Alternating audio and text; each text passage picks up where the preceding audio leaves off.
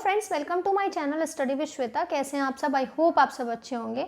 तो फ्रेंड्स, इन वीडियोस के थ्रू हम DSSB SST TGT का जो अपकमिंग एग्जाम है उसके लिए PYQ सॉल्व कर रहे हैं। ये सारे के सारे क्वेश्चंस जो है वो इक्वली इंपॉर्टेंट हैं। EMRS, DSSB, KVS, NVS, LT grade, जहाँ पे भी हिस्ट्री, ज्योग्राफी, पॉलिटी से रिलेटेड क्वेश्चंस पूछे जाते हैं, ये सारे के सारे क्वेश्चंस उन सभी एग्जाम्स के लिए इंपॉर्टेंट हैं। तो आपसे मेरी रिक्वेस्ट है कि प्लीज़ वीडियो को लास्ट तक ज़रूर देखिए और मेरे चैनल पर नए हैं तो चैनल को सब्सक्राइब कर लीजिए और साथ ही साथ वीडियो को लाइक एंड शेयर ज़रूर कीजिए। ये जो क्वेश्चन पेपर है फ्रेंड्स, ये आपका 2021 का क्वेश्चन पेपर है DSSB फीमेल शिफ्ट का। तो चलिए क्वेश्चन स्टार्ट करते हैं। निम्नलिखित में से किस दाव पेटी को डोलड्रम के नाम से जाना जाता है? ऑप्शन नंबर फर्स्ट है भूमध्य रेखा निम्न भूमध्य रेखीय निम्न दाव पेटी। ऑप्शन नंबर सेकंड है ध्रुवीय उच्च दाव पेटी। तो इसका जो आंसर है फ्रेंड्स वो हो जाएगा ऑप्शन नंबर डी, केवल एक भूमध्य रेखीय निम्न दाव पेटी को जो है वो डोलड्रम के नाम से जानते हैं। देखिए ये आपकी जैसे इक्वेटर है 0 डिग्री पे, तो इसके 5 डिग्री नॉर्थ और 5 डिग्री आपके साउथ, ठीक है। ये जो पेटी है इसको डोलड्रम या शांत पेटी के नाम से जानते हैं, क्योंकि यहाँ पे हवाएं जो है वो प्राय यहाँ पे हवाएं जो है वो शांत रहती हैं, ठीक है। और ये वाला जो क्षेत्र है इसको हम डोलड्रम के नाम से जानते हैं। चलिए नेक्स्ट क्वेश्चन पे मूव करते हैं। नेक्स्ट क्वेश्चन है द्वितीय विश्व युद्ध किस वर्ष आरंभ हुआ था? तो इसका जो आंसर है फ्रेंड्स वो है ऑप्शन नंबर, सभी जानते हैं, 1939 को 1 सितंबर को ये जो युद्ध है वो शुरू हुआ था और 2 सितंबर 1945 को 1945 को ये युद्ध जो है वो समाप्त हो गया था। कारण क्या था? इसका जो तात्कालिक कारण था, हिटलर ने पोलैंड पर आक्रमण कर दिया था और पोलैंड की रक्षा करने के लिए इंग्लैंड और फ्रांस ने जर्मनी के विरुद्ध युद्ध की घोषणा कर दी थी और देखते ही देखते आपका सेकेंड वर्ल्ड वॉर स्टार्ट हो गया था। चलिए नेक्स्ट क्वेश्चन पे मूव करते हैं फ्रेंड्स। नेक्स्ट क्वेश्चन है मानचित्र पर वायुमंडलीय दाब को प्रदर्शित करने वाली काल्पनिक रेखाओं को जाना जाता है।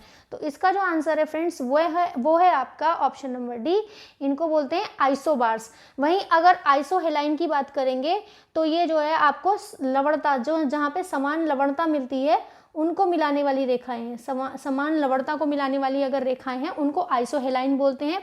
आइसोथर्म जहाँ पे समान तापमान को मिलाने वाली रेखाओं को, और आइसोहाइट्स जो है वो आपकी जो समान वर्षा है, जहाँ पे समान वर्षा वाली रेखा मिलाने वाली रेखाओं को जो है वो आइसोहाइट्स के नाम से जानते हैं। चलिए नेक्स्ट क्वेश्चन पे मूव करते हैं फ्रेंड्स।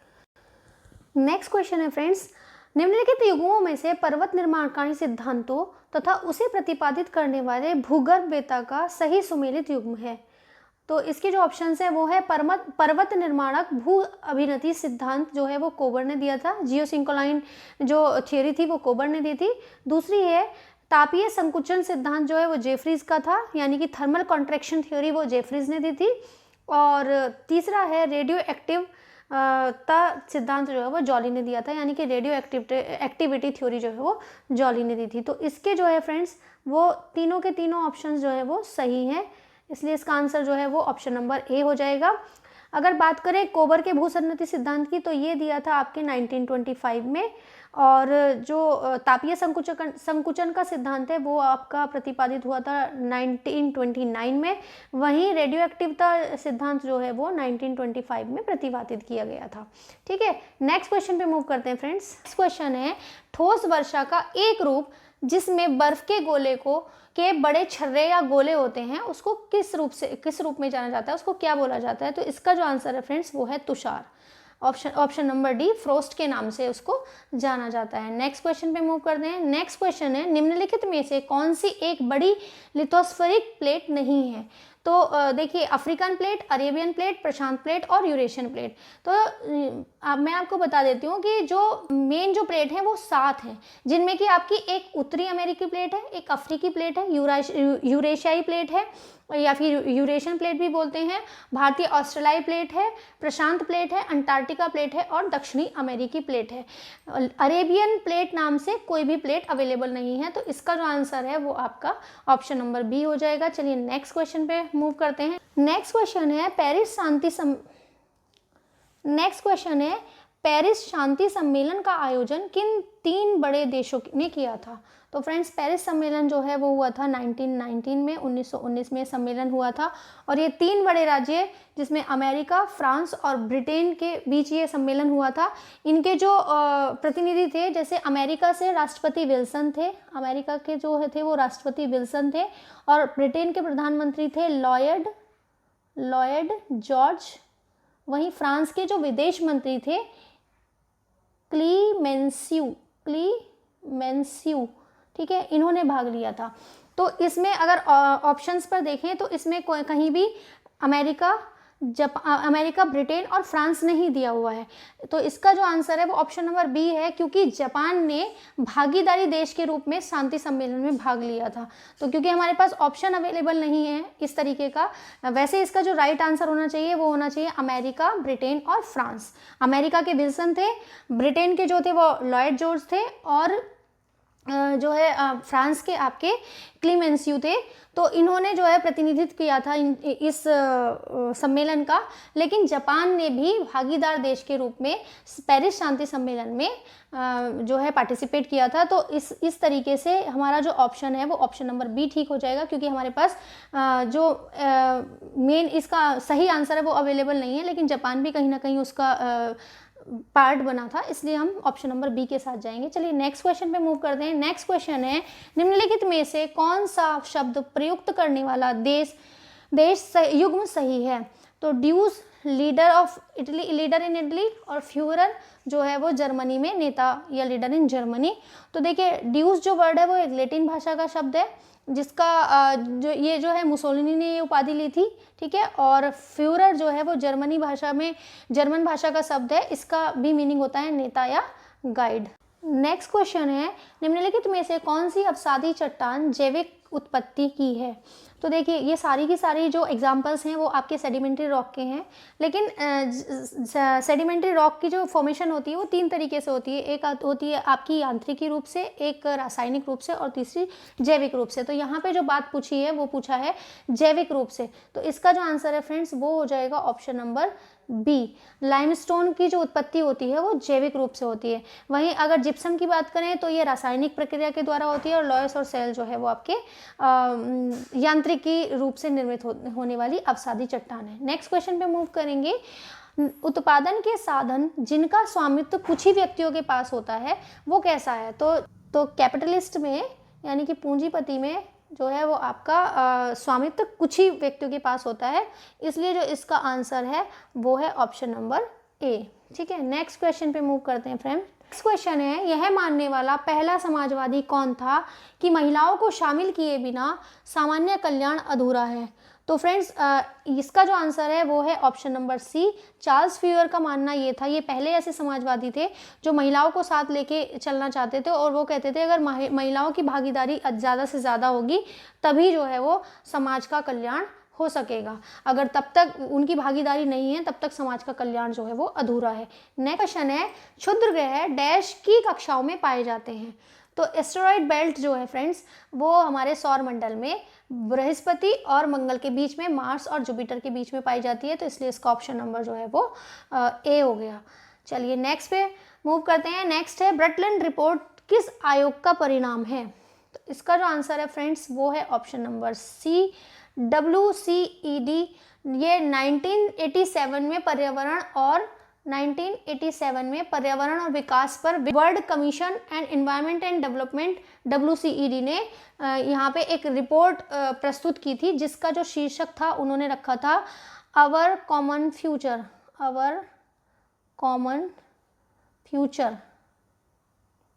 ठीक है।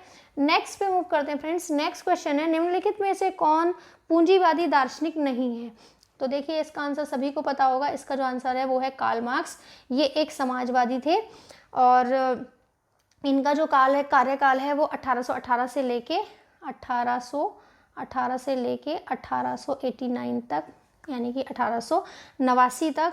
ये एक दार्शनिक थे, लेखक थे और सामाजिक सिद्धांतकार थे, साथ ही साथ अर्थशास्त्री भी थे, और वो जो है पूंजीवाद के विरोध करते थे और समाजवाद के और साम्यवाद के समर्थक थे। इन्होंने अपने फ्रेंड्स एक फ्रेडरिक एंगल्स के साथ मिलके 1848 1848 में एक द कम्युनिस्ट मैनिफेस्टो प्रकाशित की थी, और उनकी जो सबसे इम्पॉर्टेंट बुक है फ्रेंड्स वो है दास कैपिटल। ये इससे भी क्वेश्चन पूछा जाता है, दास कैपिटल। ठीक है, चलिए नेक्स्ट क्वेश्चन पे मूव करते हैं। राष्ट्र संघ ने किस वर्ष अस्थायी मिश्रित संघ नियुक्त किया था? तो इसका जो आंसर है फ्रेंड्स वो है ऑप्शन नंबर डी, 1920 में जो है वो लीग ऑफ नेशन जो प्रथम विश्व युद्ध के बाद बनाया गया था। तो इसकी जो स्थापना हुई थी 10 जनवरी 1920 को जो है वो स्थापित किया गया था। नेक्स्ट क्वेश्चन है, जब सूर्य, पृथ्वी तथा चंद्रमा के एक दूसरे से समकोण पर होते हैं तो उसके कारण आने वाले ज्वार को क्या कहते हैं? तो देखिए, जब सूर्य, चंद्रमा और पृथ्वी जो है वो समकोण वाली स्थिति में होते हैं तो उस टाइम जो ज्वार आता है वो नीप ज्वार होता है। ठीक है, नीप टाइड उसको बोलते हैं, या निम्न ज्वार। वहीं दूसरा एक क्वेश्चन आता है, तो जब ये सूर्य, चंद्रमा और पृथ्वी तीनों एक सीधी रेखा में होते हैं तब कौन सा ज्वार आता है? तब आपका आता है स्प्रिंग ज्वार, या फिर उसको बोलते हैं दीर्घ ज्वार। तो देखिए, इसका जो आंसर है वो हो जाएगा option number D. Next question है, निम्नलिखित में से कौन प्रभावी साक्षरता दर की सही अभिव्यक्ति है?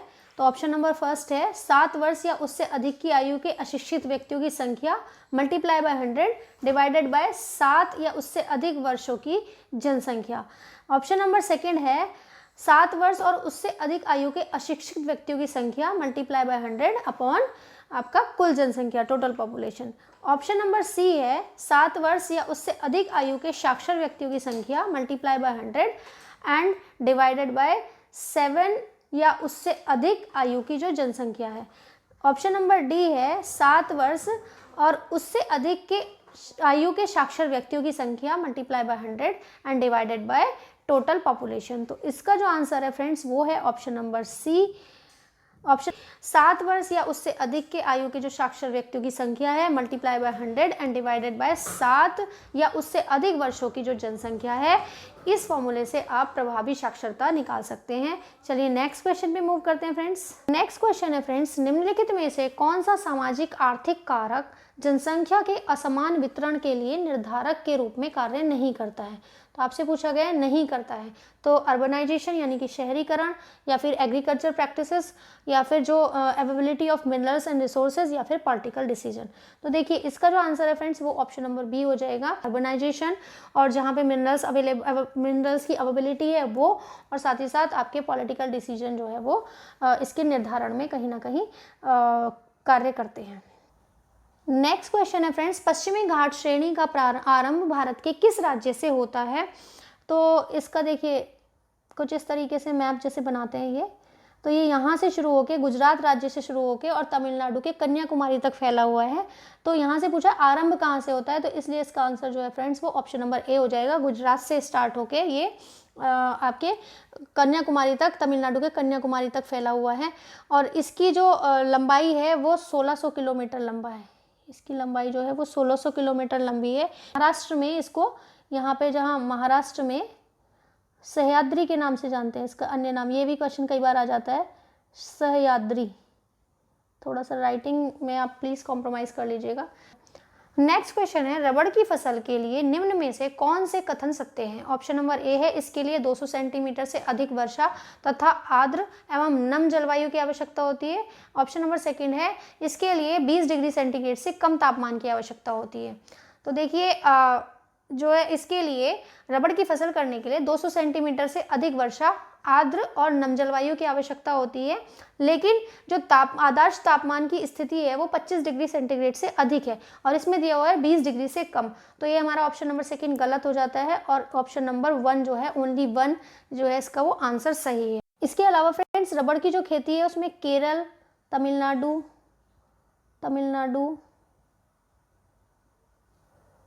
तमिलनाडु और कर्नाटका, इसके अलावा अंडमान निकोबार द्वीप समूह, ये सारे के सारे जो स्थान हैं वहाँ पे इसको मुख्य रूप से रबड़ को भारत में उगाया जाता है। तो चलिए आज के वीडियो में इतना ही, मिलते हैं एक और नए वीडियो में। वीडियो कैसी लगी कमेंट करके ज़रूर बताइए, और अगर चैनल पर नए हैं तो चैनल को सब्सक्राइब कीजिए, वीडियो को लाइक एंड शेयर कीजिए। Thanks for watching.